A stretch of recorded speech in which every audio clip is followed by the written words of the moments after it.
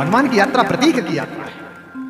हनुमान ज्ञान का प्रतीक है, भक्ति तक पहुंचे हैं, शांति के लिए पहुंचे हैं, सीता जी को लेने के लिए, उनकी जानकारी लेने के लिए पहुंचे हैं। इस पूरी यात्रा को आज त्रिवेणी के तट पर बैठकर मेरे साथ संपन्न कीजिए, और जो इंजीनियरिंग के बच्चे हैं वो इसका प्रतीक शास्त्र समझें। अब जब हनुमान चालीसा पढ़ो तो इसे याद रखना है, इस व्याख्या को। सबसे पहले क्या है, ताचड़ी भूधर ऊपर, किसके ऊपर चढ़े?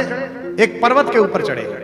इसका मतलब ज्ञान जब शांति की खोज में चले तो सबसे पहले जमीन के आकर्षण से हट जाए, स्वयं की चेतना को ऊपर उठाए।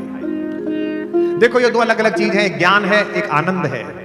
धैर्य आनंद ने प्रश्न पूछा था, अब दूसरी बच्ची के सवाल में भी बात ही पहुंच गई है धैर्य आनंद के प्रश्न की। मैं बचपन में जब हम छठी क्लास में पढ़ने के लिए गए तो मेरे पिताजी ने, जो संगीत की शिक्षिका थी वो मेरे पिताजी की शिष्या थी, पिताजी प्रोफेसर साहब थे, उन्होंने हमें जमा कराते समय कहा कि बेटा ये गाता बहुत अच्छा है, इसे प्रार्थना सभा में काम में लेना। तो दीदी लोग खड़ी हो गई 11वीं 12वीं की, वो प्रार्थना चली, हे प्रभु आनंद दाता। आगे क्या है, सबने करी है तुमने, हे प्रभु आनंद दाता ज्ञान हमको दीजिए।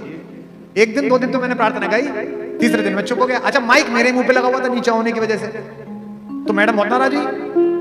वो मेरे पिताजी से मिली 4-5 दिन बाद, हम जहाँ के हैं पिलकवे के, वहां की सब्जी मंडी में। गुरुजी प्रणाम। गुरुजी हाँ बेटिया ठीक हो? जी गुरुजी। बेटा वो बदमाश ठीक है? जी गुरुजी। पढ़ता अच्छा है? प्रार्थना नहीं गाता। क्यों नहीं गाता? गुरुजी मैंने पूछी थी, कह रहा था प्रार्थना गलत है। भारतीय पिताओं की आदत होती है कि वो बच्चों के कुकर्मों की ताने माँ को देते हैं, जैसे वो मायके से लाई हो। जब भी बच्चा कुछ बदतमीजी करते हैं, घरवाली कहते हैं देख रही हो अपने लड़के को? अरे तुम्हारा भी है भाई, उसका लड़का थोड़ी है। तो मेरे पिताजी ने आते ही मेरी माँ को आवाज दी, सुनती हो आज गाजर का हलवा बनाओ। मेरी माँ ने पूछा क्यों? अरे बोले तुम्हें सूचना ही नहीं मिली, तुम्हारे घर में तुलसीदास जी पैदा हुए हैं। कभी पैदा हुआ भाई। मेरी माता समझ गई कि कुछ गड़बड़ हो गई। उन्होंने पूछा क्या हो गया? बोले पूछिए इनसे। बोला यहाँ ये खड़े हो जाइए। हम खड़े हो गए अपराधी की तरह। क्यों नहीं गाते हो प्रार्थना? मैंने कहा जी वो प्रार्थना गलत है। हमारे पिताजी हिंदी के प्रोफेसर बोले देखो ये आए, पूरी दुनिया गा रही है इस प्रार्थना को, देखो ये 10,000 लोग भी गा रहे हैं और ये बता रहे प्रार्थना गलत है। तो मेरी मम्मी ने धीमे से पूछी भैया क्या होगा, लल्लू का बात है गई, काय गलत है गई? हमारी माँ व्रत के क्षेत्र की है।